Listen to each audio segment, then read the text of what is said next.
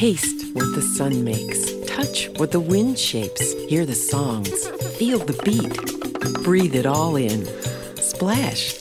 Dance. Branch. Leap. Open your door. It's your nature. Explore.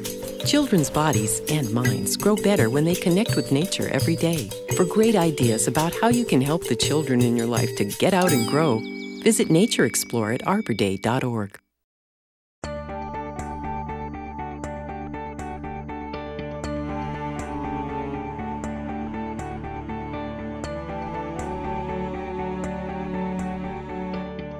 Let's get going. I'm really happy to be here. I'm really excited to talk about this with you. I'm passionate about this research and have been doing it for a long time. Excuse me. I really enjoy talking to audiences like this that are interdisciplinary and from a wide cross-section of the community.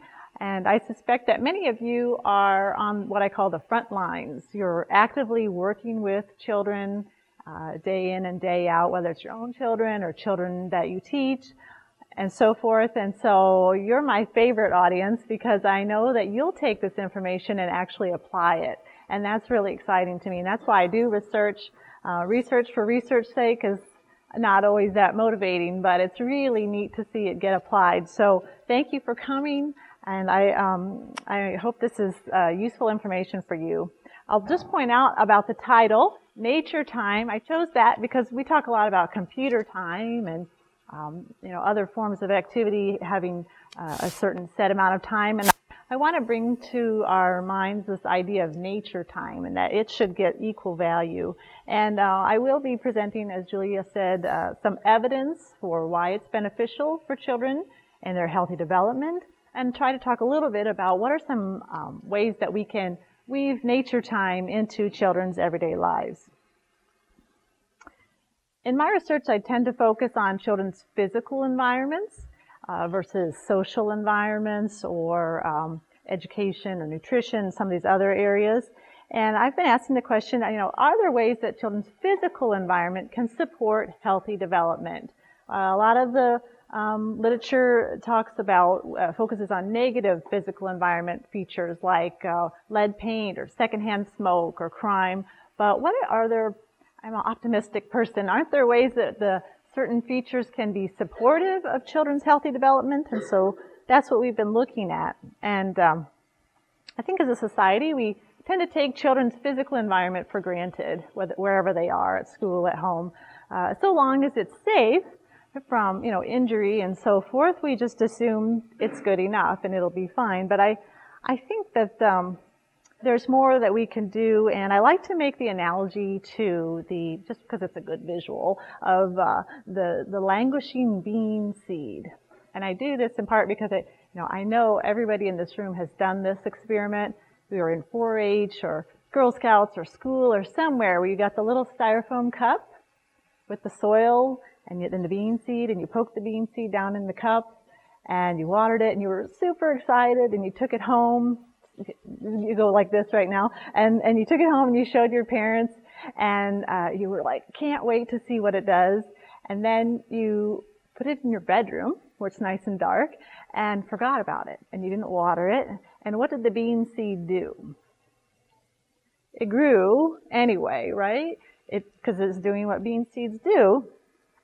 And, but it's kind of pathetic, right? It was stretching for the light and it's wilted and it grew anyway, but it wasn't a very supportive environment. And so it's not really thriving or flourishing like we'd want. And, the horror, what happened to the poor thing? And I think, it's a good visual reminder that, sometimes when kids don't thrive, we don't think outside the box about what are some things we can do to give them a better, supportive environment. So, we need to keep in mind that kids are always growing, whether we're supporting them or not. Day in and day out, that's just what they do. They keep on growing, and so we need to be more sensitive about that. And just taking that one step further, thinking about supportive physical environments. If you think of it this way, if the kids are being supported day in and day out throughout their whole day, they're at home, they're at school, they're after school care, playground, whatever, that is going to foster continuous support of healthy functioning in various forms. And then obviously the cumulative effect of day in, day out healthy functioning results in the productive adult that we all want, that person, that contributor to society. And an example might be attention. If we're putting children in environments that are supportive of their attention, that are quieter, that are free from distraction, where they can really maximize their attentional capacity and are supported in attending to conversations and social cues and attending to their homework or their tasks that they're trying to accomplish. If their physical environment is very supportive of that, day in and day out, then there's obviously wonderful accumulative effect of that. So how can communities foster healthy day-to-day functioning in children? Well, you know where I'm going with this, but I just had to, we need to be providing frequent contact with nature or green space. And I say, I think it's nature, but my research tends to just measure nature in a very narrow way because of the constraints of research. So it's more limited to trees and grass. But so I say green space, and I sort of use those interchangeably in this talk. So yes, children need contact with nature, and I'm going to talk a little bit too about some of the barriers and constraints, because we always think, oh sure they do, but we think it's a luxury and there's no time for that, and I want to convince you that that's just not true. My final little soapbox bit before I go into some of the research is just I want to drive home the point that, and because I hear this so much, that we have to change our mindset as a society. That green space is not just an accessory. Everybody likes trees and grass, and it's pretty, and well, sure, if there's money left over, we're going to plant trees and grass for the school. Everybody likes that, but it's always at the bottom of the budget. And that's because we treat it like an accessory. It's just a nicety. If there's money left over, yes. But I think we have to convince people that green space is not just an accessory, but it's a necessity. And it needs to be up there in the budget with the HVAC system and the windows and the whatever, whatever is higher on the list, and not just left for the leftovers. So why is green space a necessity?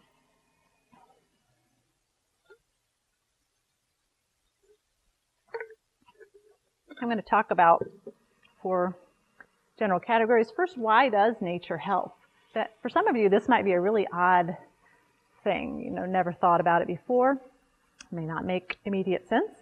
And then I'll talk about what we studied, what we found, and then what does this mean for families and communities. So why would we even look for a connection between children's functioning and natural settings like this? May not be immediately apparent. Well, one of the reasons is just this attention restoration theory helps quite a bit in thinking about the benefits, how nature might benefit us. And in that theory, they make the point that being in natural environments or greener environments is attentionally restorative. You might not quite realize, why would we need to be attentionally restored? Well, let me explain. The theory goes, we need to frequently restore our attention from fatigue. Why do we fatigue? Well, the theory goes that perhaps we have 2 forms of attention. So you just have to go with me on this for a minute. One being directed, that's what they call it, attention, and the other being involuntary attention. Directed attention is what you're using right now. It's very effortful.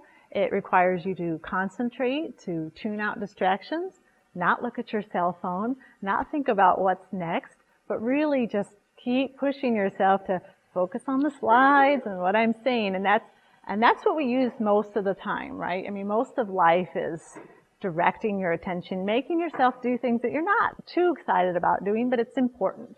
And the trouble with that capacity is that it is finite. It fatigues with use. And so eventually you're done, right? You might wake up in the morning and you're okay, but then over the course of the day, and depending on how the day goes, if you're really pushing yourself hard, you might get to the end of the day and say, I'm trashed, or I'm fried, or, if you were taking an exam, that feeling of sort of like muddled brain feeling at the end. And that's attentional fatigue. And it's a real problem because when you're in that state, and you know how you are, you're more irritable, you make bad choices, you really can't think about anything long term, you're just trying to get through the next thing.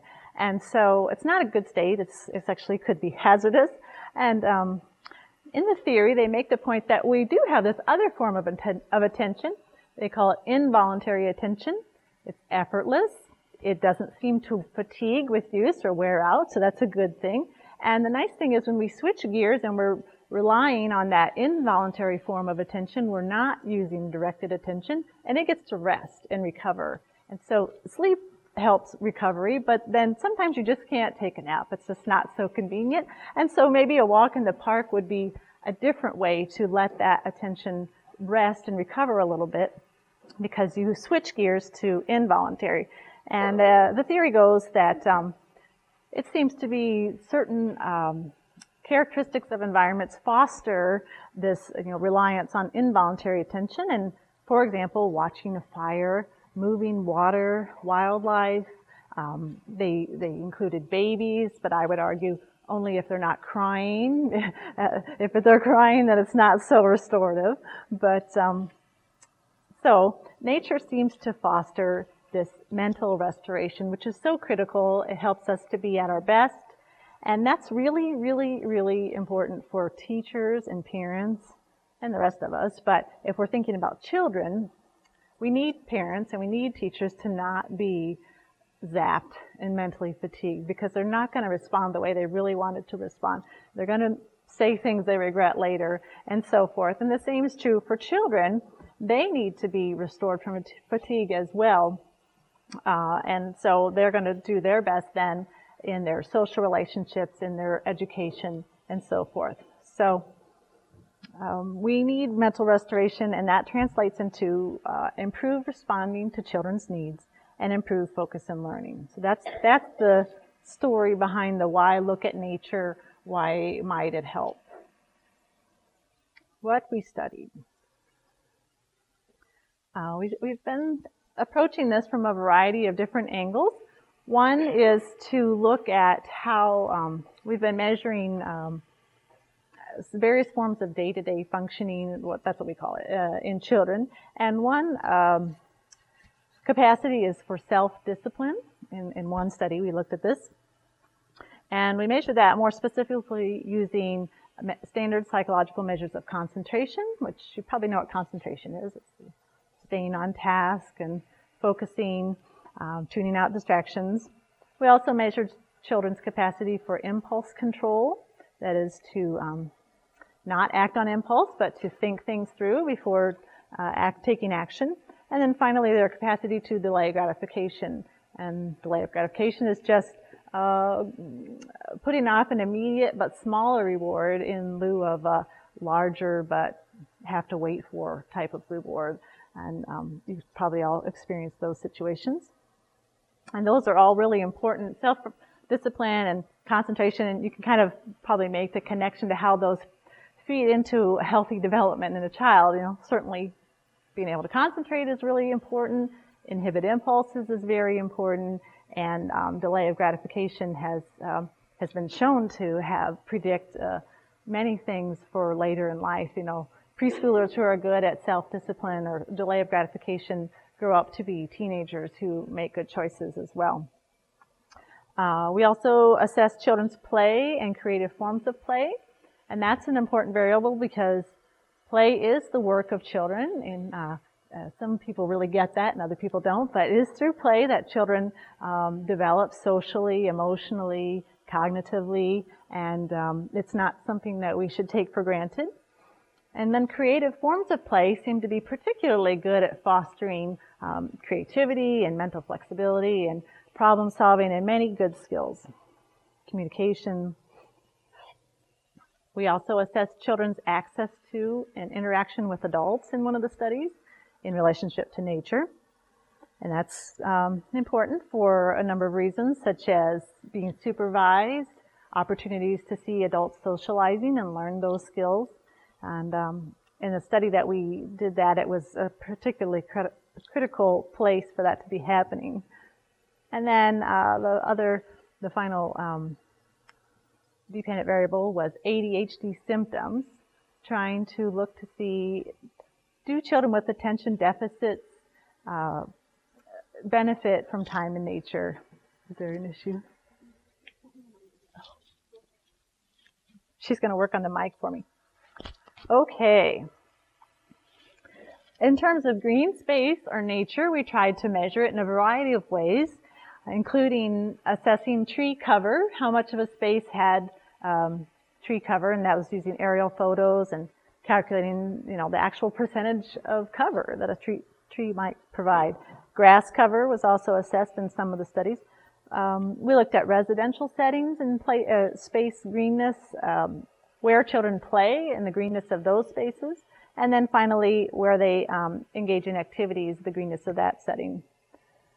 We were able to assess both private spaces and public or common spaces, such as a public housing courtyard. Some of the research was done there, and the greenness of the space around the home, but also then the view from home. One study did assess just how green is the view, and that turned out to be a valuable measure as well.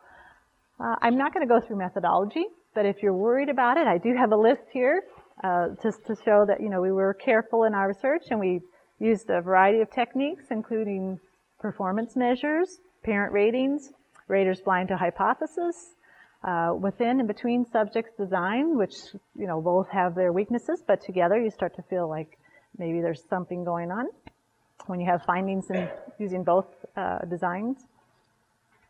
To statistical testing for alternative mechanisms. Maybe it's not really the nature, it's something else that's, related to the outcome that we see.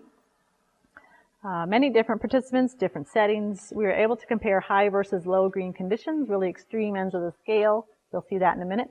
And conditions otherwise identical, which was what happens in the public housing studies, where so many variables that might affect a child's functioning are held constant across the sample, and it's really just a matter of, do they get lucky enough to have a courtyard that has trees or one that's been paved over? What we found. I'll just say up front that everything I'll be presenting is statistically significant and built off attention restoration theory. Oh, I went the wrong way. Okay. All right. One study was in Chicago public housing, and this shows the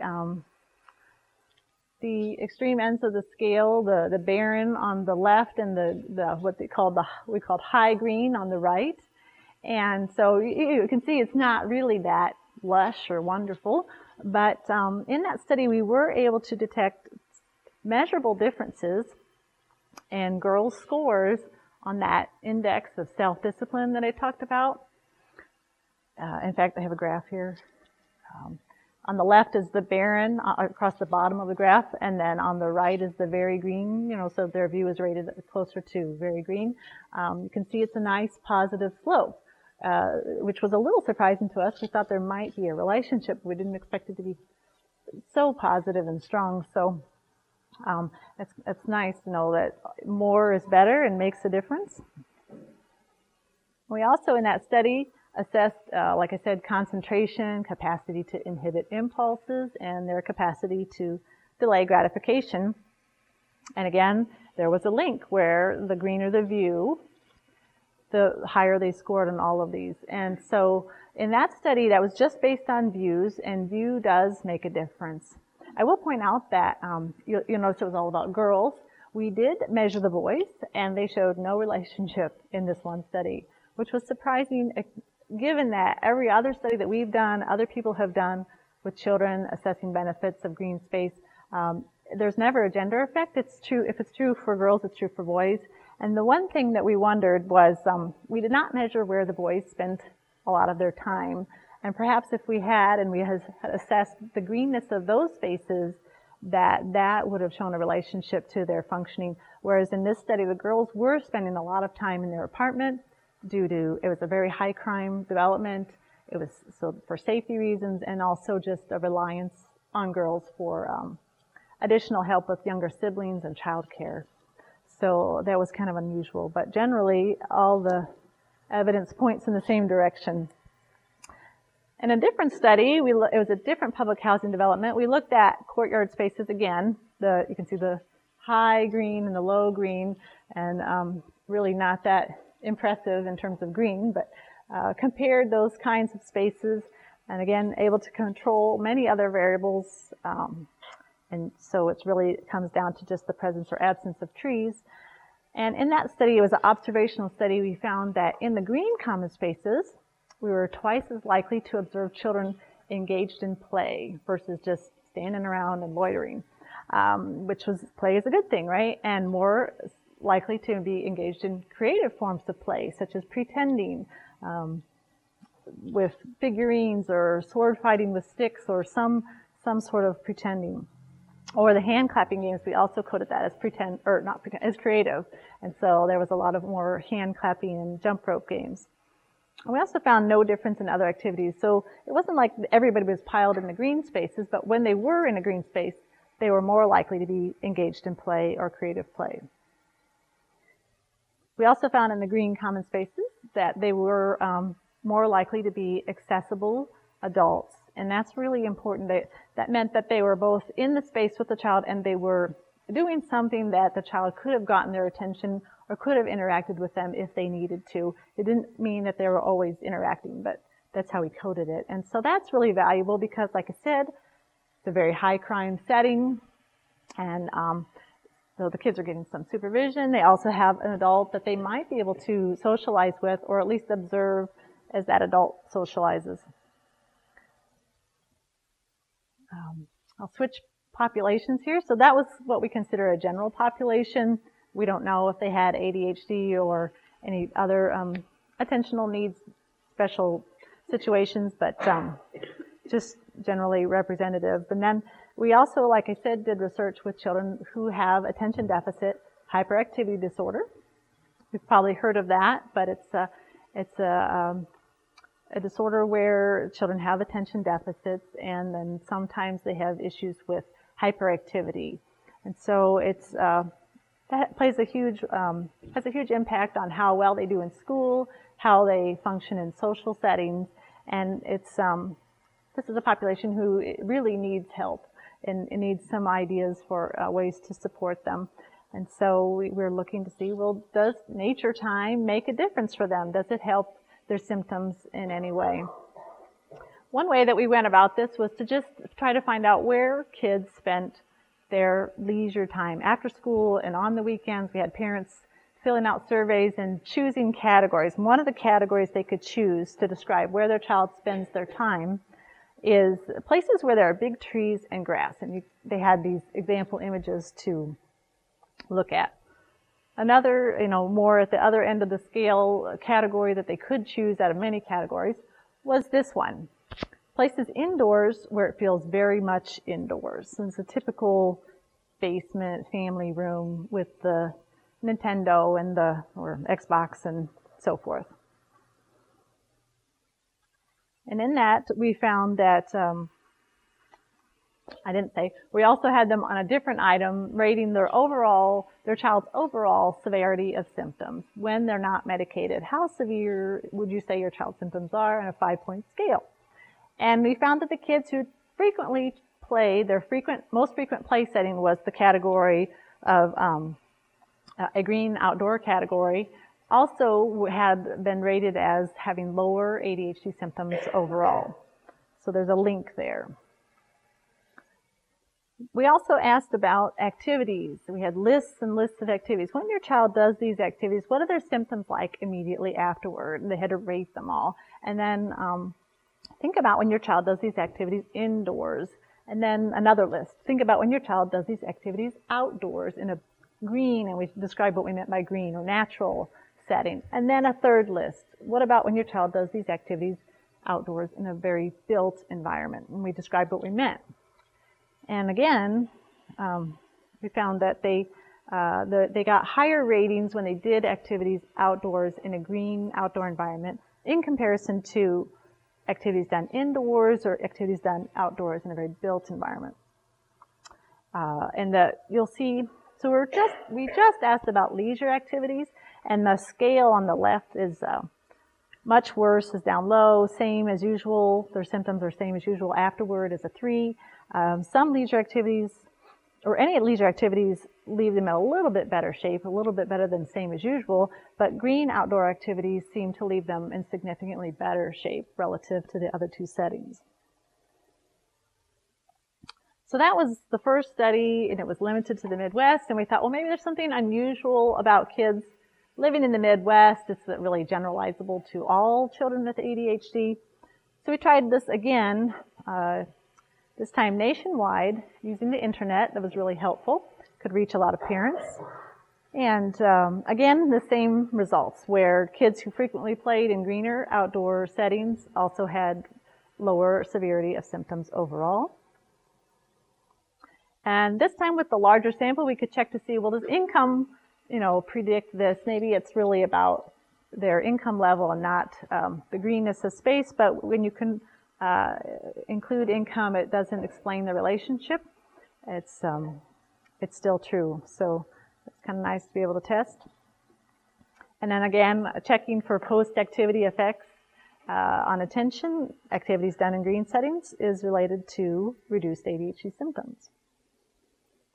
And in that particular study, again, we could test for a lot more subpopulations, and the relationship holds over and over, regardless of whether kids lived in a rural setting or a large city, region of the U.S., girls and boys, the whole age range, whether they have very mild symptoms or very severe. So that was really nice to see, okay, if there's a benefit, it seems to work for all, generally, So then we thought, well, those are correlational studies. Perhaps there's, we still can't say that it's causal, that being in green spaces causes a reduction in symptoms. That could be something that we're not thinking of or recognizing in the relationship. So we tried a field study where we took them on, it says controlled walks or forced marches is another way to think of it, where we made them walk for 20 minutes through a park, a neighborhood, or downtown. They came to us 3 times. And each time they walked through a different setting. And there was a lot more to that. But basically, after they walked in the park setting, they did score higher on a standard measure of attention than they did after the neighborhood or the downtown walk. So again, that reinforces what we're finding through the survey studies, that all the findings seem to be pointing in the same direction, that there is something going on there, and it encourages us to continue to look at this. I feel the most compelling evidence of all comes from the parents, just in the things that they say through focus groups and on the surveys. And one was, my son can fish for hours, and afterwards his symptoms are hardly noticeable. And that's just, wonderful to hear, I think. Interesting. And then another parent said, 2 weeks camping in a pop-up camper is just bliss. We have a great time, and he's great. And she had been talking about how they had tried traditional family vacations, theme parks, Disneyland, and it just exacerbated his symptoms. Everyone was miserable, and it just didn't work. And then they figured out, oh, camping works, and camping leaves everybody happy. So it's really powerful evidence. So another image for you. What we found, children hiding in the brush. We found, in summary, trees and grass. We measured trees and grass in all these different ways, and healthy functioning in all the ways there in the center column, and all these different populations. And I guess, I just like to pull it all together in a table, because you start to see, hey, I think there's something going on here. There's a nice trend where perhaps nature really is important for children. And I do want to acknowledge that other people involved in the research, not just me. Frances Kuo was involved in every study that I presented, and William Sullivan and Angela Wiley were involved in some of the studies that I presented. And we're so grateful to the U.S. Forest Service, Urban and Community Forestry Program, and NUCVAC for their support, and the University of Illinois for their support of our research. It's been very helpful. There's more. I do want to point out also that other people have been researching this, and they have some interesting findings as well, such as There's been studies of residential nature looking and finding that there's a link between the greenness of the space and attentional functioning, children's capacity to cope with stressors, lower obesity rates. There's a study of daycare nature linked to attentional functioning, schoolyard nature related to better outcomes for high school students, and then more recently some studies of looking at childhood experiences with nature and how that relates to adult behaviors in terms of pro-environmental behavior. So there's a growing body of evidence. It's very exciting to see. But if we lump it all together, it sure looks like trees and green space support healthy day-to-day functioning in all these various forms I've been talking about. And that obviously leads to many important healthy development and outcomes that's what we all want for children. So what can we do with this? What does this mean for families, educators, and the rest of us? Well, I feel that the research so far is suggesting that green space is a necessity. I mentioned earlier, accessory versus necessity. It is a necessity for healthy child development. We're depriving them of something if they don't get this.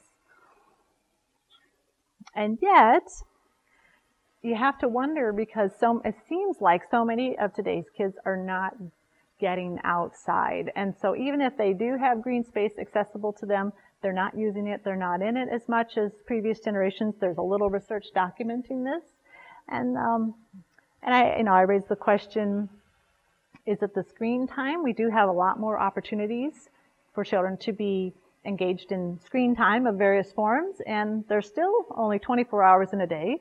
So if some of those hours are now being absorbed with screen time, then what's getting squeezed out of the day? And I think, in part it's the outdoor time.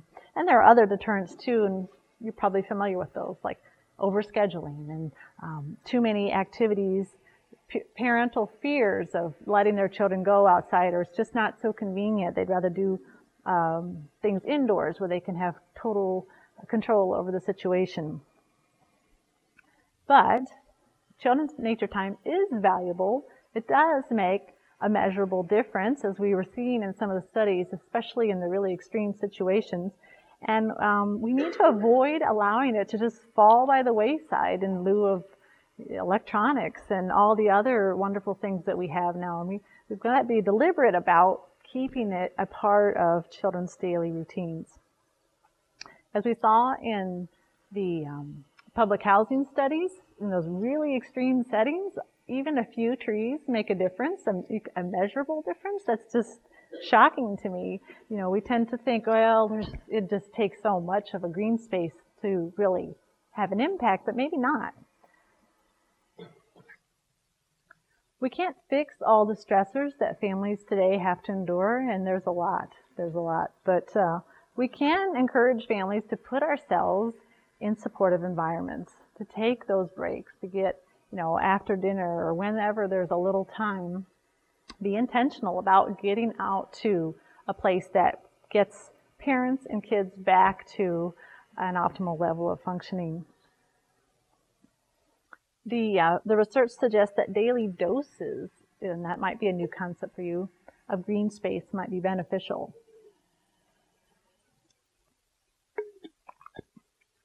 So, 2 weeks in Colorado once a year is great, but maybe that's not enough. It could be that we really need just a little park, the pocket park or the playground or something every day, and save those big trips for once a year, but still incorporating it into daily activities as well. We need to educate families and caregivers the importance of this, and we need to educate communities that the importance of preserving green spaces, adding green spaces, maintaining green spaces. So just think of it as wherever kids are growing, that's where we need green space. So they're growing at school and daycare, they're growing at home, and they're growing in the public spaces. So that's all we need to do. We need to make sure that people are choosing green spaces for play and relaxation. And remember that parents need it too. I've been talking a lot about the benefits for kids, but as I described in the theory, and there is evidence, actually more evidence with adults of the benefits of spending time in nature for better functioning. So we need to make sure parents realize they can't just be kicking their kids out the door. Okay, you guys go play in nature. The parents need that too. They need that time. And we all need to form new habits and not just go through the same old get home, flip on the TV, and then never get back out. But try it. Parents have to be the model and encourage their children by being out there with them. You know, people say, well, we go outside and we don't know what to do. You know, what is there really to do out there? Well, you know, explore together. Look for things, insects, rocks, shells, leaves, and nuts. It's endless. And you'll quickly see that you just get kids started on that and they're gone. They've got it, and they'll find things to do. I think we're also losing opportunities for children to really let their minds be quiet and wander and explore, like she is picking the violets, I don't know, 2 or so in that picture. And what's going on in her mind right there? You know, what kinds of things is she thinking about? There's no noise. There's no, you know, that she's in her own little world. And I think that's, you know, while that maybe hasn't been documented, there's some value to that. And nature does provide that. We're also working against the whole time thing. There's not enough time. We don't have enough time in our day. Please don't tell me I have to cram one more thing into my schedule. Well, it's priorities. It's being intentional about maybe not having TV time or not doing so much internet searching or whatever it is that's using your time. Something's using your time, and that we've just got to reprioritize. People ask me, you know, what about winter? Because we really just measured green. You know, it's all our measures calculated the number of leaves basically on things, and we haven't done studies in the winter, and there really hasn't been much other work, you know, other researchers doing that either. But based on the theory of, you know, how nature is beneficial, that it has certain characteristics that foster attention restoration in us, I think that winter nature does probably help, you know, and you guys should go test it out. How about that? You don't have to take my word for it, but I think that it does. Children need props. I think that another mistake parents make is they say, well, I sent my kids to the backyard or to the park, and they came right back and said there was nothing to do. And I think sometimes we just forget that they just need a little prop or something.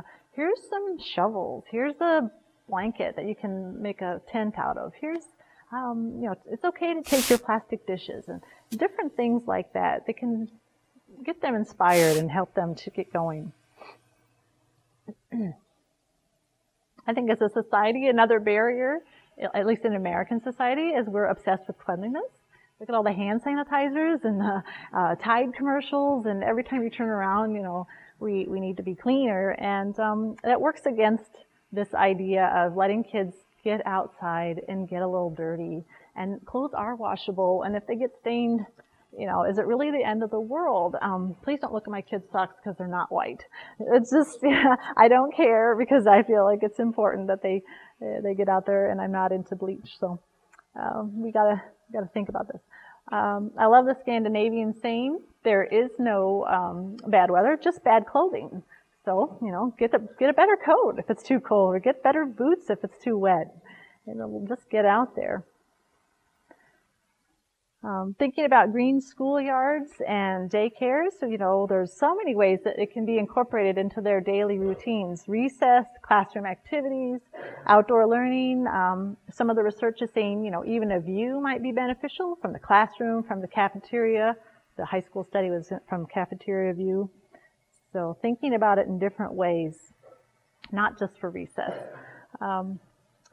Because remember that time in green space can equate to happier and healthier teachers and students. And isn't that what we want? Isn't that why we want people to be successful in school? There are resources out there. There's a lot of resources out there, but I will point you to just one as a good starting point, and I think from there you'll be able to find many others. And that's the Children and Nature Network. They've done a really nice job of pulling together a lot of sources, and that's the web address. You can also access our research if you're interested in the journal articles. You need the evidence to take to somebody. You can download the PDF of our journal articles from there, or we do have some generalized summaries. I'm not sure how available those are, but you can always email us through the website as well and say, help, I need evidence, can you send me some documents? And we'll be happy to do that. Just remember that plants, if you let kids rip them up a little bit and play with them, can really feed imagination. So let some things be pickable.